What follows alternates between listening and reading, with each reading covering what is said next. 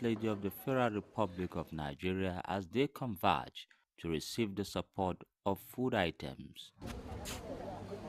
This generous initiative, spearheaded by the wife of the president, was executed through the wife of the governor of Kaduna State, showcasing a heartfelt commitment to uplifting those in need. Groups of people benefited, including National Youth Service Corps members currently serving in the state. Want to thank you for The beneficiaries said the distribution of these food items not only provided them with immediate relief, but has also highlighted the administration's dedication to inclusivity and support for all members of the society.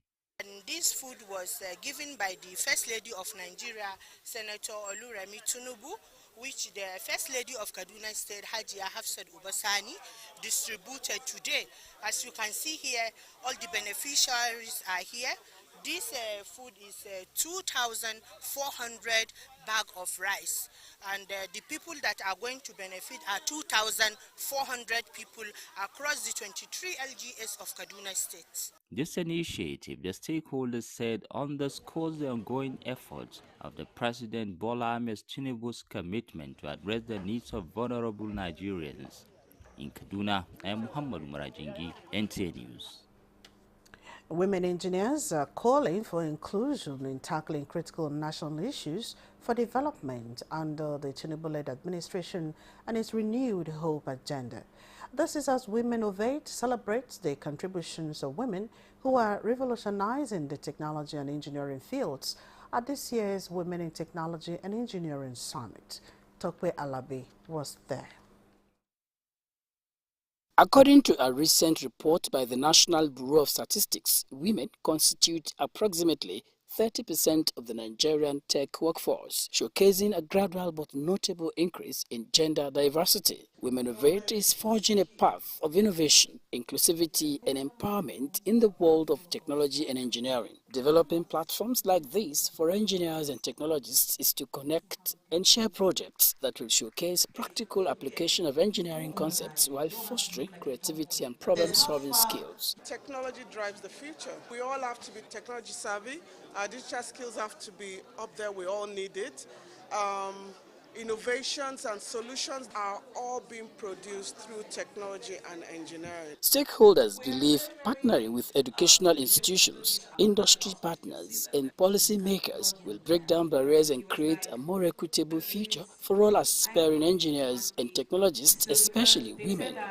The aim is to break barriers, challenge stereotypes, and create an ecosystem where women can thrive. As you also veer off in different directions, technology-wise, think of aviation too. It's a good place to settle. The summit, with the theme Enhancing by Technology and Engineering, showcases contributions of Nigerian women in technology and engineering, the stories of exceptional women who are shaping the future, workshops and training sessions to gain valuable skills and knowledge to advance career and mentorship. We were true comrades, and I see that a lot in women in engineering as well. I see the spirit of comradeship, and we need to continue supporting and encouraging ourselves. Don't limit yourself to say, oh, because you are in one field, you must only have ideas or have information about that particular field.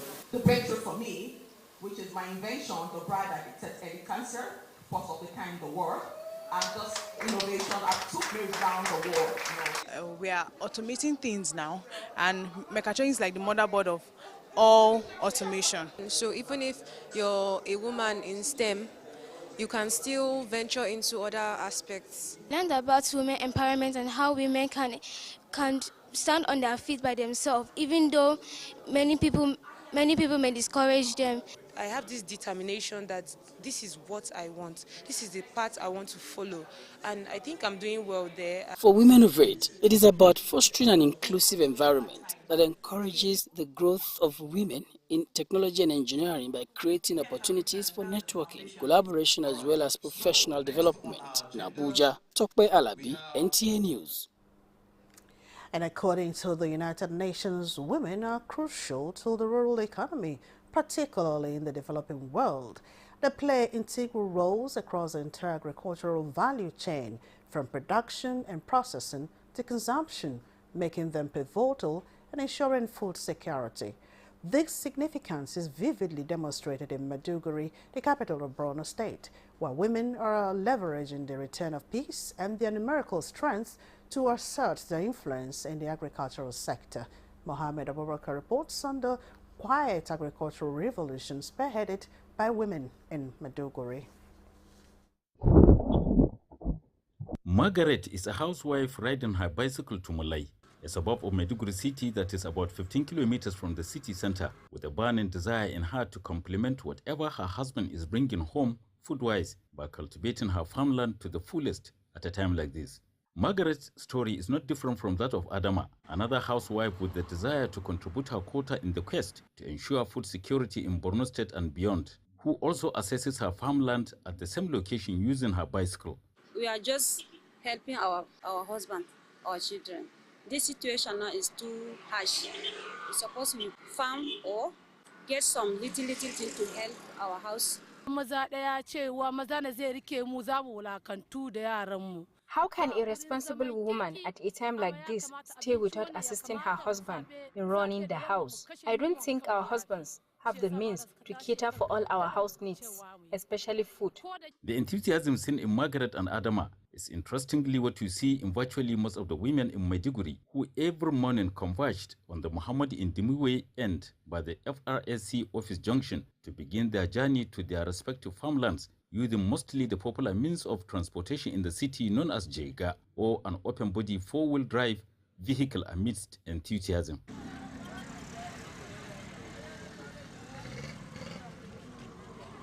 What is the attraction in farming considered energy sapping?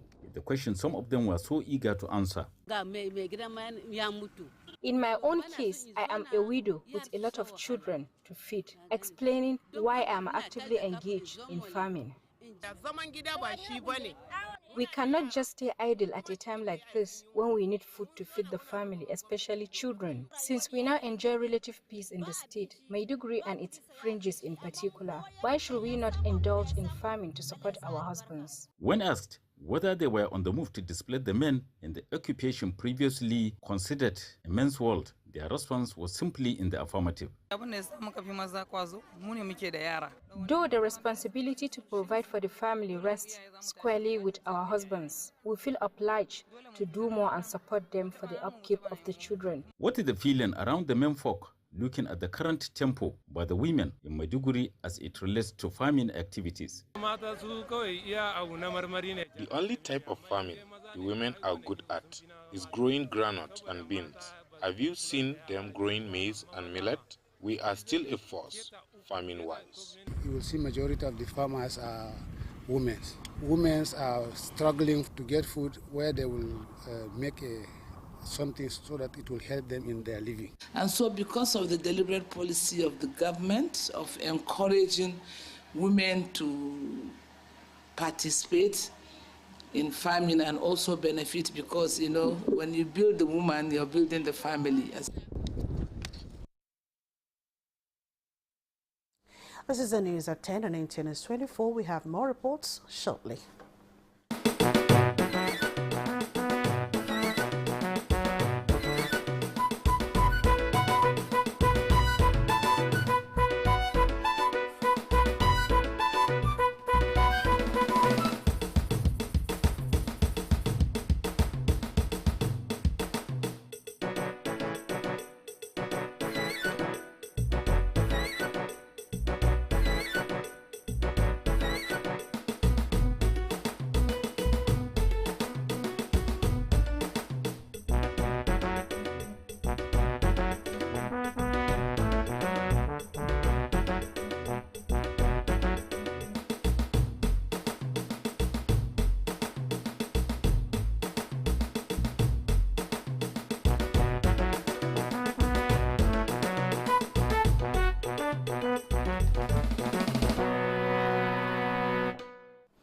Glad to have you back. In a bid to protect the lives and property of the good people of Yobe and Borno states from Boko Haram terrorist attack, The combined troops of Combat 7 of 27 Task Force Brigade, in conjunction with hunters, thwarted Boko Haram attempt to blow up high-tension electric towers around Kasaisa village at the outskirts of Damaturu, the Yobe state capital. A statement by Acting Assistant Director, Army Public Relations Headquarters, Sector 2, Damaturu, Captain Mohammed Shehu, indicates that the troops, on receipt of credible intelligence of Boko Haram activities, swiftly led a successful ambush on the terrorists, which led them to abandon a Toyota Corolla, 8 prepared improvised explosive devices, detonated cable, 2 damaged vehicle tires, as well as trade test certificate. The Speaker of the House of Representatives, Tajuddin Abbas, has urged APC members to continue to support the administration of President Bola Ahmed Tinubu to implement life-changing projects and policies geared towards a brighter future for the upcoming generations. He made the appeal at the APC stakeholders meeting in Kaduna State. Mohammed Omar Ajingi reports. In a demonstration of unity and forward-thinking, the stalwarts of the All Progressive Congress APC in Kaduna State converged to strategize for the party's future. The meeting brought together key party leaders and members. I call on our great party to please use the opportunity given to it to make sure that it heals the wounds inflicted during the last election. Try to calm the nerves of those who felt aggrieved during the last election. Their discussions focus on strengthening the party's base, enhancing grassroots mobilization, and addressing the pressing needs of the citizens. The leaders emphasize the need for a united front to effectively tackle the issues facing the state and to ensure continued progress and development under the APC's leadership. Governance is key. We made it clear after election that we will take development to everyone in Kaduna State, irrespective of party affiliation or any affiliation, because we believe we took an oath to be fair to everyone in Kaduna. So we are going to support our party leadership, but most importantly, even those that do not vote for us, we must take development to their own area. That is why we are making this progress. With a shared vision and commitment, the APC in Kaduna is poised to build on its successes and work towards a brighter future for all the citizens. Kaduna State, Nigeria. In Kaduna, I am Muhammad Marajingi, NTA News. And in response to calls for grassroots engagement, the House of Representatives says plans are underway to roll out citizens' town hall meetings across the 6 geopolitical zones. Speaker of the House, Tajuddin Abbas, stated this at the closing ceremony of the Legislative Open Week organized by the Green Chamber. National Assembly correspondent Mitai Reibeng reports. For 3 days, the doors of Parliament have been open to citizens for frank conversations.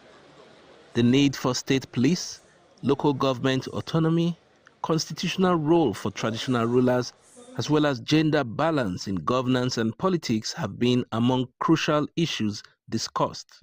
The House of Representatives used the open week to establish robust connection with citizens, who in turn commend the initiative. What you are doing, considering the suffering people are going through, by looking for solution, by looking for ways of ameliorating most of these issues, I think is a right step in the right direction.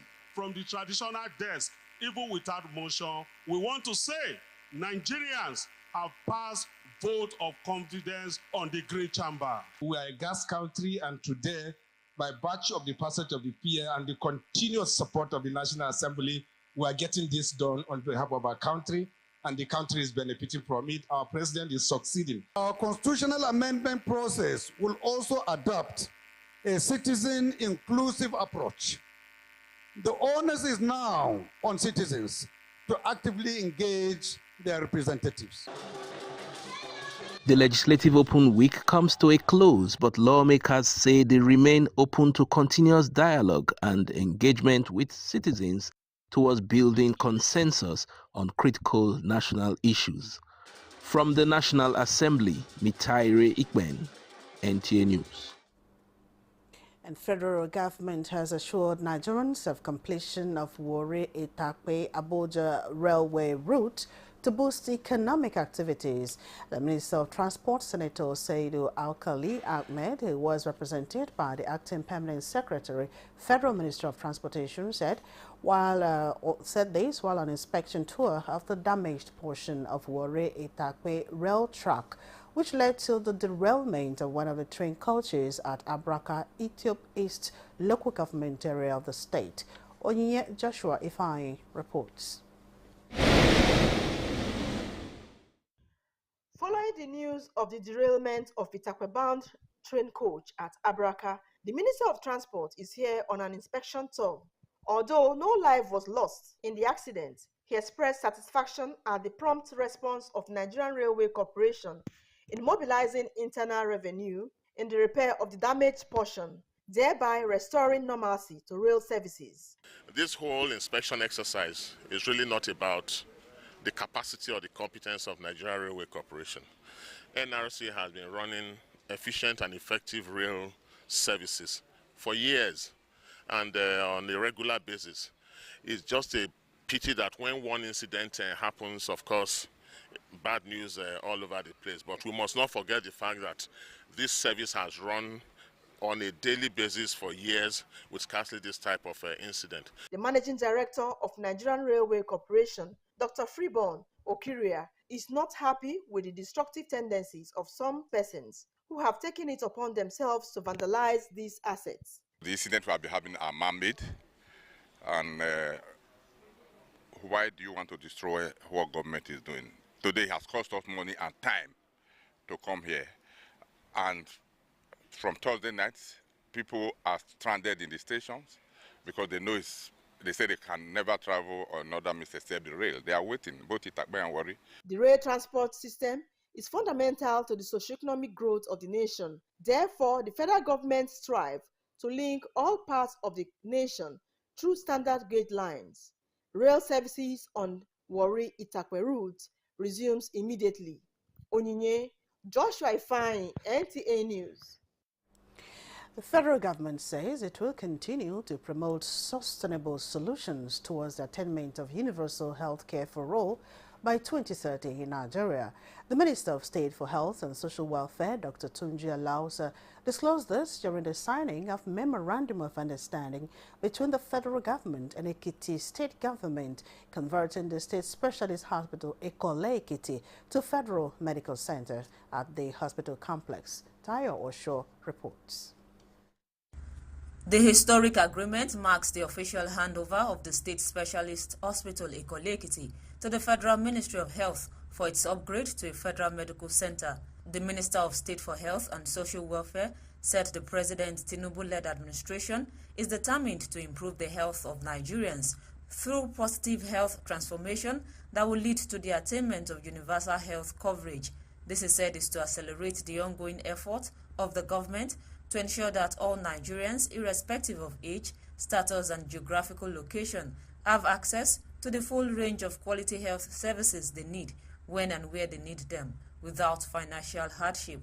He hinted that the facility will be upgraded to make the Federal Medical Center a beacon of hope, even to accommodate establishment of School of Nursing in the nearest future. It's a testament to our commitment to ensuring that every single Nigerian, regardless of their location, has access to quality and comprehensive health care. Ekiti State Governor Biodo Yebanji said the Federal Medical Center is expected to boost public health awareness and education in the region, encourage preventive health measures and healthier lifestyles. The presence of a federal tertiary hospital in Ekole Ekiti represents hope for patients battling illness beyond the capacity of secondary facilities. The minister also joined the governor to inaugurate a state-of-the-art mammogram machine at the Women Diagnostic Center, Ekiti State University Teaching Hospital in Ado-Ekiti. Tayo Osho, NTA News. Another break. Beckons will be right back.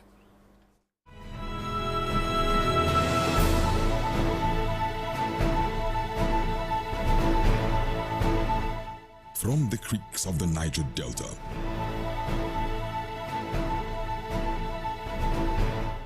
to the breathtaking scenery of the plateau, in noonday and nighttime, we set out to bring to you captivating stories that evoke your emotions. For fascinating documentaries and reports on day-to-day issues with expert analysis, tune in to NTA News24, DSTV Channel 419, GoTV Channel 26, StarTimes Channel 101 and 433, and Free TV Channel 703.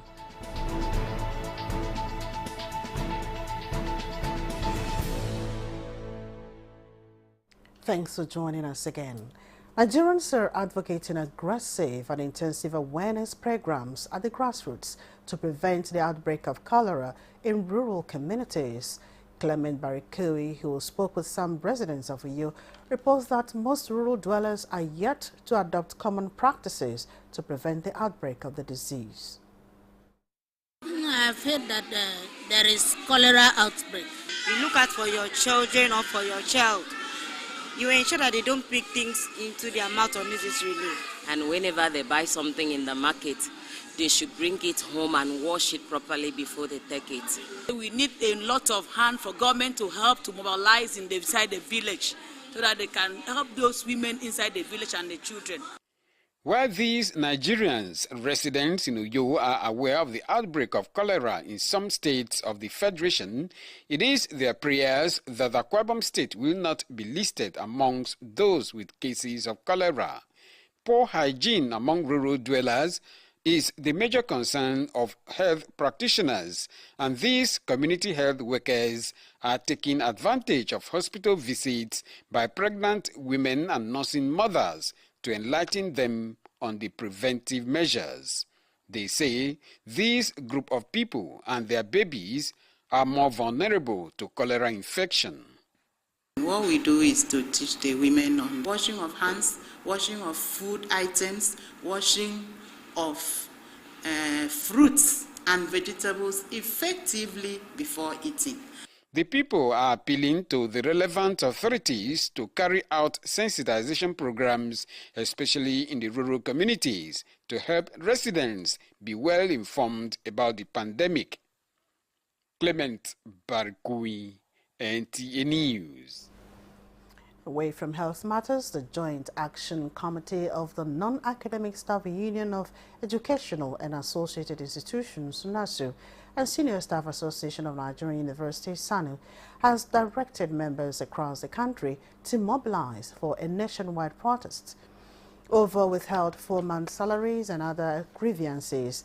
A circular signed by General Secretary of NASU, Peter Adeyemi, and President of SANU, Mohammed Ibrahim, calls on branch chairmen of the two unions to mobilize for a protest on 8th of July 2024 across the state chapters of the Federation, and the national protest in Abuja to hold on 18th of July.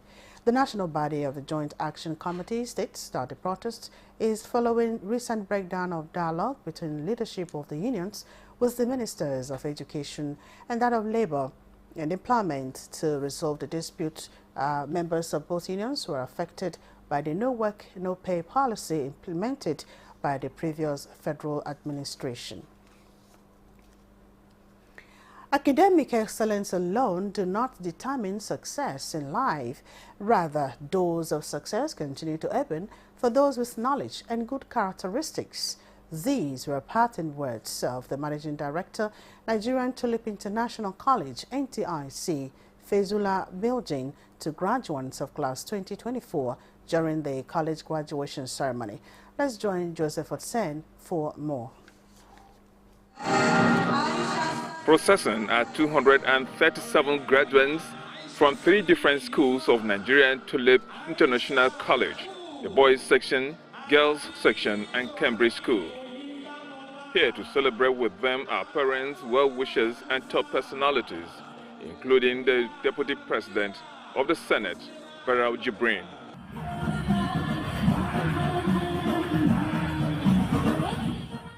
But before they leave the college, those who distinguish themselves in academic activities and good morals are being honored.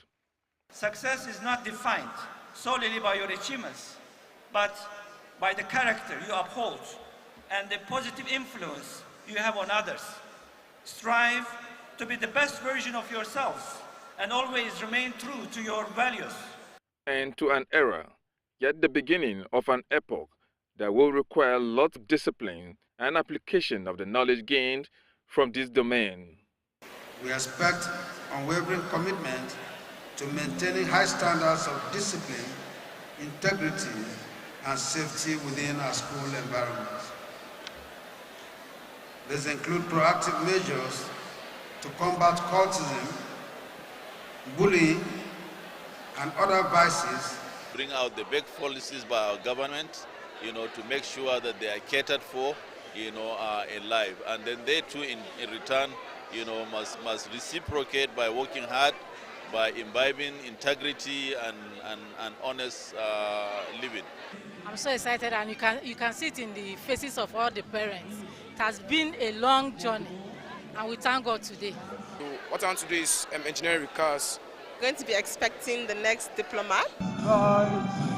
Thank you for bestowing this honor, power, and authority upon us. We promise to do our best to uphold the dedication, standards, and uprightness of NTIC. Ready to fly as graduates of NTCIC, but to keep the flag of excellence and patriotism flying in the college. They pass on the school flag and that of Nigeria to those they are leaving behind. In Abuja, Joseph Otsen, NTA News. Governor Bala Mohammed of Bauchi State says the consistent support and collaboration between federal and state government has made significant impact in promoting peace and development in the country.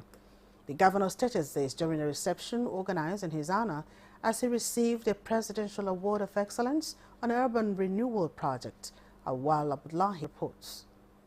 These are stakeholders and other political associates of Governor Bala Mohammed who converged on Abuja to celebrate with him as he backed the Presidential Award of Excellence on Urban Renewal Projects. Despite this government is not a PDP government, but we find it worthy to organize one of us and the others. That means we've not relented. We've always give the best services wherever we are. What Aura has been able to achieve in the last 5 years was to rediscover the lost glories of Bauchi during Tatale Ali and that of Ahmed Adamu Ma'azu. Governor Bala Mohammed applauded President Tinubu for his exemplary leadership, saying the award will encourage him to do more in terms of provision of developmental projects. We are setting a new trajectory of leadership. Members of the National Assembly across the parties are always supportive, looking at Bauchi as their responsibility. The State Assembly that I had worked with in the first tenure was conspicuously not mine from the same party, but they supported me so much. We never had any difference of rancor because they have seen they have put Bauchi on the map and in their minds. The Presidential Award is in recognition of the performance of Governor Bala Mohammed toward executing capital projects in urban areas in the state. In Bauchi, Awal Abdullahi, NTA News. Federal government is building 250 housing units in Lafia, Nasarawa State under the renewed Hope Estate project to bridge the housing deficit. Aliu Tijani reports that Minister of Housing and Urban Development flagged off the project in Lafia as the people of the state commend the present administration for the life-changing infrastructure. Nasarawa State is benefiting again from another federal government project to improve lives of the people and boost the economy. This time around, it is a 250 units of housing estate that will be constructed for low and middle income earners in the state. Out of the 250 houses, 50 units are for one-bedrooms, 150 units are for two-bedrooms, while the remaining 50 units are three-bedroom semi-detached bungalows. Minister of Housing and Urban Development flagged off the project, assuring the people of the state of timely completion. This is in line with the renewed hope agenda of Mr. President to stimulate inclusive growth, lift 100 million Nigerians out of poverty, and build a trillion naira economy. Nasarawa State Government provided the land for the project at no cost. This project, apart from providing access to housing, would also create employment opportunity for our people through the engagement of local labor and attracting more business and investment to the area, thereby boosting the economic growth of Lafia and indeed Nasarawa State at large. 30 states are benefiting from the renewed Hope Housing Estate in Lafia. Aliu Tijani, NTA News. Stakeholders are calling for urgent regional cooperation and synergy among governments, security agencies and citizens to combat the worsening insecurity in the Sahel region. This is after a conversation by the West African Democracy Radio in Abuja under the theme providing quality and relevant information, a counter-narrative on the security situation in the Sahel. Tokwe Alabi was there. The Sahel region stretches from Mauritania to Sudan and is home to about 150 million people. The crisis in the Sahel is deepening, and in 2024, some 17 million people in Burkina Faso, Mali and Niger, about one-fifth of the population, need humanitarian assistance and protection. In recent months, there has been an increase in the number of displaced persons to around 5 million. This conversation is part of the Open Society Foundation's Africa Security and Rights Project to emphasize the need to focus on the countries deeply affected by insecurity within the sub-region. Discussants, including the station manager of the West Africa Democracy Radio in Dakar, Senegal, Agnes Thomarsi, believes the fundamental goal is to essentially contribute constructively to the peace-building process across the African continent. In 2022, we implemented the first phase with special focus on the governance aspect of security in our region, covering Burkina Faso, Niger, Mali, and Nigeria. The second phase, also with the same countries, is to further look at the various aspects with emphasis on a narrative that is truly African and by an African media with African experts. There are conversations on the need to address the root causes such as poverty, unemployment and corruption. Participants, however, want intelligence sharing, building local security capacities and promoting inclusive governance as critical strategies to mitigate insecurity in the Sahel. Central African Republic, Sudan, Somaliland, all of those places, their political culture, their understanding of the dynamics of governance have been defined and influenced by armed insurrection and non-state armed actors. So the Sahel acts as a crucial buffer zone, providing security shield not only for Nigeria and other African nations, but also for Europe and Middle East. There are expectations that there will be solidarity among nations in the Sahel, and international partners will assist in addressing the complex security landscape in the West African region. In Abuja, Tokwe Alabi, NTA News. Speaker of the House of Representatives, Tajuddin Abbas, congratulates Nigerian Muslims and their counterparts around the world as they usher in the new Islamic year 1446 after Hijrah. The Speaker, in a congratulatory message to mark the new Islamic year, urges the Muslim Ummah to rededicate themselves to the worship of Allah. Speaker Abbas notes that the new Islamic year should serve as an avenue for more prayers for the nation and its leaders. He calls for peaceful coexistence among Muslims and citizens of other faiths in the country, noting that nothing can be achieved in an atmosphere devoid of peace and unity. In Muslim faithful from all walks of life converged on the Kwara State Stadium complex in Ilori to celebrate the Islamic New Year. Ahmed Fulani reports that guest speakers at the event urged the Muslims and Nigerians to rededicate themselves to the service of Allah and humanity, as well as be patient with the current Nigerian government in its quest to make the country better for all. The colorful Idra celebration featured recitations from the glorious Quran and special prayer session.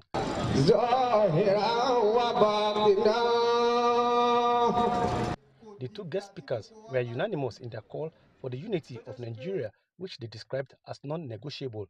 The speakers also appealed to governments at all levels to ameliorate the sufferings of Nigerian citizens by controlling market forces to bring down prices of commodities. Grand Kadi, Kwara State Sharia Court of Appeal, and the national chairman of Idra Islamic Organization, Professor Lanre Badmus, emphasized the importance of proper upbringing of children to ensure a greater Nigeria. Take care of our children because they are our tomorrow. We don't have any tomorrow, we don't have any future than those our children. The most important lesson we have to learn from the hijrah of the Prophet sallallahu alaihi wasallam is that unity, togetherness, fellow feeling. Let's dialogue if there is conflict. Let's teach our children to obey the laws of Allah. Kwara State Governor, represented by Saad Salahuddin, felicitated with Muslims across the country on the occasion of Idra celebration, urging them to remain patriotic to the country. Take into account the lessons of Hijrah in making sure that we live together peacefully and we accommodate ourselves in the spirit of brotherhood. Climax of the Idra celebration was the march past by students of various Islamic schools and institutions. The Director General of the National Institute for Legislative and Democratic Studies, Professor Abubakar Suleiman, congratulates Muslim Ummah on the occasion of New Islamic Year 1446. In a statement, the DG emphasized the significance of the Islamic New Year in the lives of Muslims, urging them to utilize the occasion of the sacred months of Al-Muharram and beyond to offer special prayers for President Bola Tinubu, GCFR, and for the peace, unity, growth, and prosperity of Nigeria. Professor Suleiman prayed for Allah to grant Nigerians and the country the strength to overcome challenges and the wisdom to make decisions that benefit the nation. Nigerians will have to do more in the area of advocating support and shunning stigmatization against persons with disabilities. This was a message of the Catholic priest of the Lux Terra Chaplaincy Abuja, Reverend Father George Ehusani, at a Thanksgiving Mass in honor of Christopher Nwanoro's successful election into the United Nations 9-member Committee on the Rights of Persons with Disabilities. Steve Lonai Wokolo has to report. The 9-member Committee on the Rights of Persons with Disabilities, CRPD, plays a crucial role in promoting and monitoring the implementation of the Convention on the Rights of Persons with Disabilities. Visually impaired Christopher Nwanoro's election into this committee, his friends say, is a thing of honor and joy. In an homily, Reverend Father George Ehusani urged the parishioners and the larger society to ensure that persons with disabilities enjoy full and equal participation in all aspects of the society. With discrimination, with stigmas, all kinds of stigmas, people even have to hide. They have to hide their people who have disabilities because of the discrimination, because of the stigma. So we use the occasion to say, no, people with disabilities are people that deserve our utmost attention. Chris Nwanoro, joined by his colleagues at the National Disability Empowerment Forum and members of the church, danced to the altar in thanksgiving.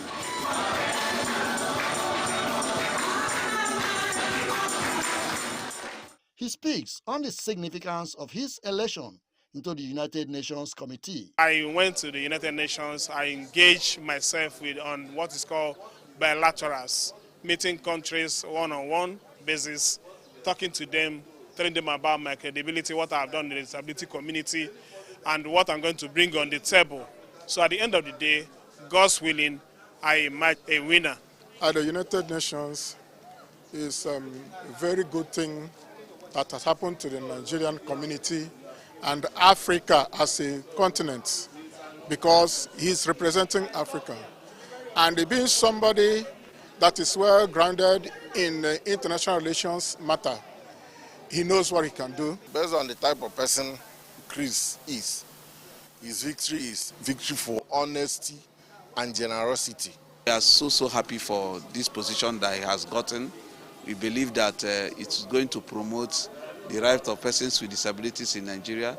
It's going to ensure more access to opportunities for persons with disabilities. The United Nations on the Rights of Persons with Disabilities is composed of independent experts who review reports from the member states on the progress in implementing the CRPD's rights.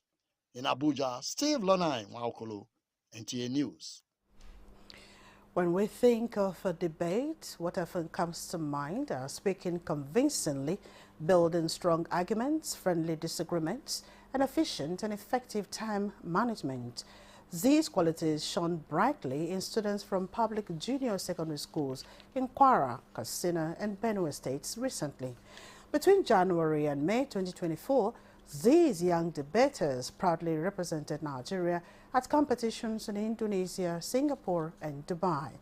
Correspondent Olainka Ojo reports that students from Benue and Katsina stood out as winners in these prestigious events. The journey of these victories started from Nigeria during the President Schools Debate competition, where Team Kwara, Benue, Taraba, and Katsina came victorious.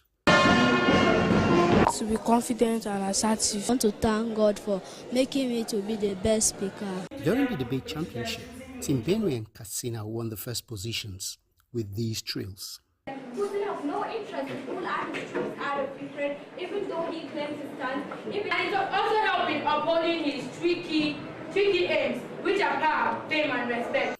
The victory gave them express ticket to the International Debate Championship in Indonesia, Singapore, and Dubai. To the Nigerian team, thank you for making us proud. In terms of the education system, we are even better because we won, actually. For Ms. Ene Aduba, a student of UBE Girls Junior Secondary School in Benue State, it is a lifetime experience as she competed with students from across the globe. My motivation is my dad, because within the course of my preparations for my journey, I lost him. So I just want to work hard at least to make him proud wherever he is. The Minister of State for Education, Yusuf Tanko Sumunu, who received the trophies, commended the giant strides of the students and urged the students to sustain the tempo and, if possible, surpass it. What you did today is to demonstrate to Nigerians that the 8th point of agenda of Mr. President of making education to be qualitative is really achievable. The chairman, National Advisory Board of President Schools Debate Nigeria, appealed to well-meaning individuals and the private sector to invest more in educational events like debates. Partnership with the private sector is the way to go. The state governors are very cooperative. They are the ones sending these students abroad. Now, when they come back, the governor gives some of them scholarships. The President Schools Debate competition, which aims at promoting peace, love, unity, and meaningful dialogue, started more than 2 decades ago. Going forward, the President Schools Debate is expected to deal with topics that will address the issues of out-of-school children in Nigeria, as directed by the minister. Minister of Information and National Orientation, Mohammed Idris, has joined the host of sympathizers who visit the official residence of the Niger State Deputy Governor over the death of his wife, Zainab Yakubu Garba. Fatima Aliyu reports that the minister delivered the federal government's condolence message and prayed Allah to forgive her shortcomings. The minister, Mohammed Idris, described death as inevitable, saying as Muslims and men of faith, they believe that it is only Allah that gives and takes life at its appointed time. He said though it is traumatic for an individual to wake up to the death of his wife, urged the deputy governor to be consoled by the teachings of Islam, since Allah does not make mistakes. We know that it's a difficult period, but the president and the entire members of the Federal Executive Council share in his grief and also pray for him to bear this loss we do know that Allah will provide succor for her in the hereafter.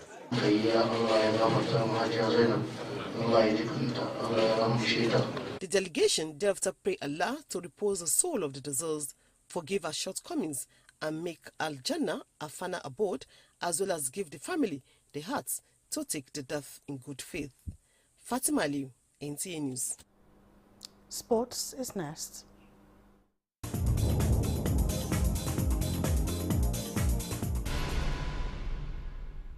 Toby Amoshon, Ese Brumi, and Chiko Ebuka Enekuchi top the list of 35 athletes set to represent Nigeria in track and field at the upcoming 2024 Paris Olympics, according to a press release signed by the Technical Director of the Athletics Federation of Nigeria, AFN, Samuel Onikeko. The list includes 18 female athletes and 17 male athletes.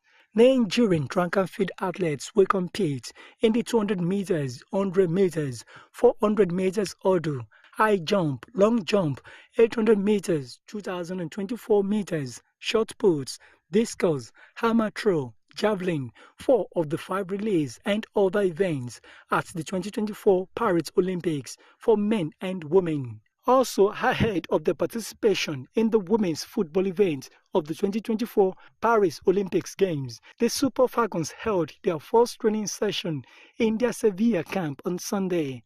The games will be held from July 26 to August 11, and Nigeria are returning to the women's football events since the last featured in 2008.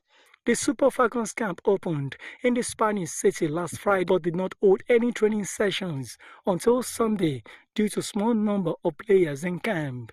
The team is expected to depart Spain for France on July 18 after their 2 weeks training in Sevilla. Super Falcons head coach Randy Wardum last Wednesday named 18 players and 4 others as alternatives for the women's football event.